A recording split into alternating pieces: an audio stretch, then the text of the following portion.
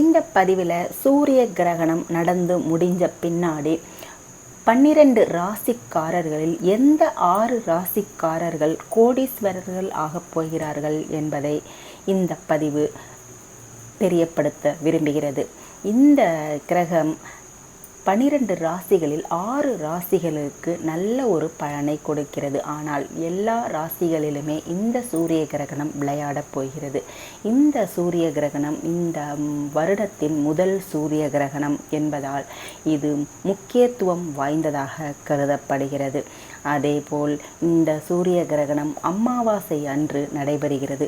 29/3/2025 அன்று இந்த சூரிய கிரகணம் நிகழப்போகிறது. இந்த சூரிய கிரகணத்தன்று தாய்மார்கள், அதாவது கர்ப்பிணி பெண்கள், அவர்கள் வெளியிலே வராமல் இருந்து கொள்ளவும், அதேமேல் அந்த நேரத்தில் எந்த விதமான உணவும் உட்கொள்ளாமல் இருக்க பழகி கொள்ளுங்கள். அடுத்து இந்த சூரிய கிரகணம் நடந்து ஒரு வருடத்திற்குள் 12 ராசிகளில் 6 ராசிக்காரர்களின் வாழ்க்கையில் பல நன்மைகள் நிகழப்போகிறது. அந்த 6 ராசிக்காரர்கள் யார்? இந்த ராசிக்காரர்கள் எப்படி கோடீஸ்வரர்கள் ஆகின்றனர்?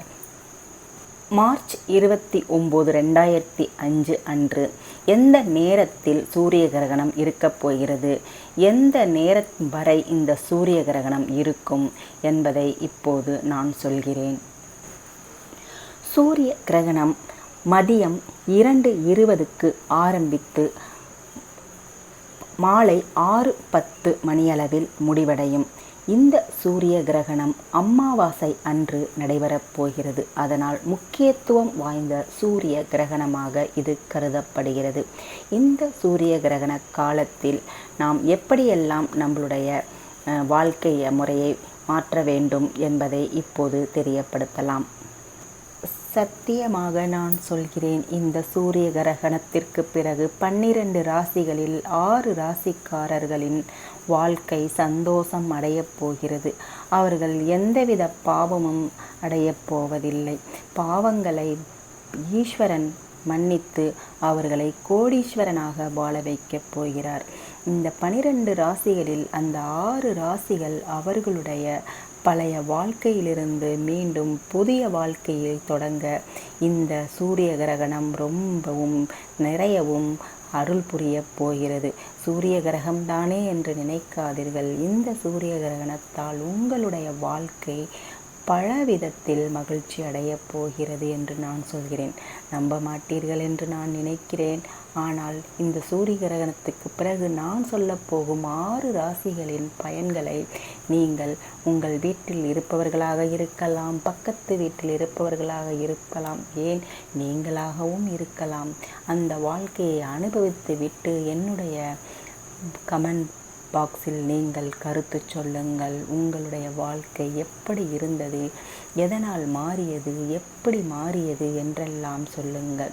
கண்டிப்பாக பாசிட்டிவாக தான் சொல்வீர்கள் என்று நான் நினைக்கிறேன். ஏனென்றால் அந்த 6 ராசிக்காரர்களும் நிறைய மகிழ்ச்சியை அடையப் போகிறார்கள். இத்தனை நாள் அவர்கள் பட்ட துன்பங்கள் எல்லாம் இந்த சூரிய கிரகணத்தால் அழியப் போகிறது. இது நிச்சயம், சத்தியம். சிவபெருமானின் அருளால் எல்லோரும் நன்றாக நிறையவே பாவங்களை செய்தவர்கள் எல்லாரும் புண்ணியம் அடையப் போகிறார்கள். இனிமேல் அவர்கள் பாவத்தின் பக்கம் போகவே மாட்டார்கள்.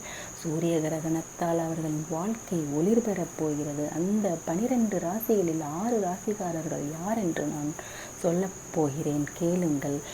இந்த பதிவை கடைசி வரை கேளுங்கள். நீங்கள் பக்திமான்களாக இருக்கலாம், இல்லை நம்பிக்கை இல்லாதவர்களாக இருக்கலாம். யாராக இருந்தாலும் இன்று நான் சொல்லப்போகும் இந்த 6 ராசிக்காரர்களின் வாழ்க்கையை நீங்கள் கண்டிப்பாக உணர்வீர்கள். அவர்கள் கோடீஸ்வரர்களாகப் போகிறார்கள்.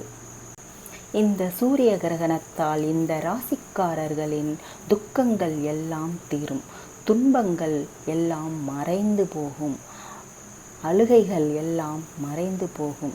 இனி சிரித்து கொண்டே வாழப்போகிறார்கள். சூரிய கிரகத்தால் பயன்பெறப் போரும் 6 ராசிக்காரர்களே, உங்களை மதிக்காதவர்கள் எல்லாம் உங்களை மதிக்கப் போகிறார்கள். நீங்கள் பாவத்தின் விளிம்பில் இருந்தீர்கள் என்றால் சிவபெருமானால் ரட்சிக்கப்பட போகிறீர்கள். உங்களை அவமரியாதையுடன் நடத்தியவர்கள் எல்லாம் உங்களை மரியாதையுடன் நடத்தப் போகிறார்கள். கோடி செல்வம் நீங்கள் அடையப் போகிறீர்கள். அந்த ராசிக்காரர்களில் முதல் ராசி யார் தெரியுமா? மேசராசி. மேசராசிக்காரர்களே, நீங்கள் இந்த சூரிய கிரகணத்தால் உங்களுடைய பாவங்கள் விலகப் போகிறது. நீங்கள் உங்கள் பயண மிகவும் சிறப்பாக இருக்கப் போகிறது. உங்கள் வாழ்க்கை துணைகள் உங்களை மதிக்கப் போகிறார்கள். உங்கள் பிள்ளைகள் உங்களை போற்றி கொண்டாடப் போகிறார்கள். நீங்கள் எடுத்த காரியங்கள் எல்லாம் சிறப்புற நடைபெறப் போகிறது. அடுத்த ராசி கன்னிராசி. கன்னிராசி நேர்களும் கன்னிராசி பக்தர்களும் நீங்கள் பயனடைய போவது மிகச் சிறப்புமிக்க ஒரு வாழ்க்கை. இந்த வாழ்க்கையில் நீங்கள் பட்ட துன்பங்கள் எல்லாம் அகலப் போகிறது. உங்கள் பெட்டிகள் முழுவதும் பணத்தால் நிரம்பப் போகிறது.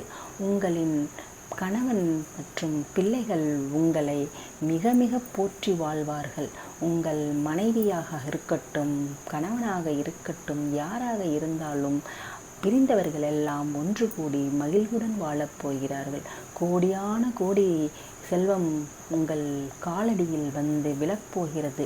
லக்ஷ்மி பெருமாளின் மிகச்சிறந்த பக்தையாக நீங்கள் மாறியிருக்கிறீர்கள்.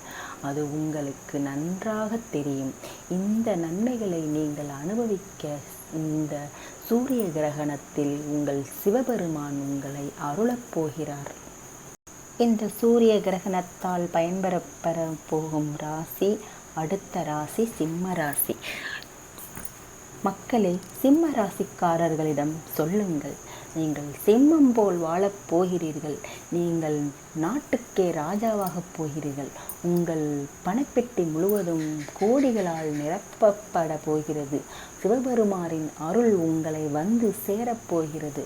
உங்களின் செல்வங்கள் உங்களின் காலடியில் வந்து விழப்போகிறது. இதையும் நீங்கள் சிம்ம ராசிக்காரர்களிடம் சொல்லித்தான் பாருங்கள். சூரிய கிரகணத்தால் அடுத்து நன்மை பெறும் ராசி தனுசு ராசி. தனுசு ராசி நேர்களே, உங்களுக்கு நன்மை வந்து சேரப்போகிறது. உங்கள் நேரம் மிகவும் நன்றாக உள்ளது. நீங்கள் கோடீஸ்வரராகப் போகிறீர்கள். அடுத்த ராசி கும்பராசி. சிவபெருமானின் அருளால் இந்த சூரிய கிரகணத்தால் பயன்பெற போகும் அடுத்த ராசி கும்பராசி, கோடீஸ்வர ராசி என்றும் சொல்லலாம். அடுத்து சூரிய கிரகத்தால் கோடீஸ்வரராக போகும் ராசி மிதுன ராசி. மிதுன ராசி நேயர்களே, மக்களே, இதை நீங்கள் உங்கள் மிதுன ராசிக்காரர்களிடம் சொல்லுங்கள். ஒரு சிவபெருமானின் அருளால் நீங்கள் கோடீஸ்வரராக போகிறீர்கள். இந்த ராசிக்காரர்கள் அனைவரும் விழிப்புடன் இருக்க வேண்டும். அவர்களுடைய வாழ்க்கையை மேம்படுத்தி கொள்ள இந்த காலகட்டத்தை பயன்படுத்தி கொள்ள வேண்டும். அது மிகவும் முக்கியமானது. இறைவன்தான் நம்மளுக்கு அருளப் போகிறானே என்று நாம் சோம்பேறித்தனமாக இருந்தால் இந்த பலனை நம்மால் முழுமையாக அனுபவிக்க முடியாது. இந்த சூரிய கிரகணம் அமாவாசை அன்று வருவதால் அன்று பிற்பகல் 4 மணி நேரம் இந்த கிரகணம் அப்படியே இருக்கும்.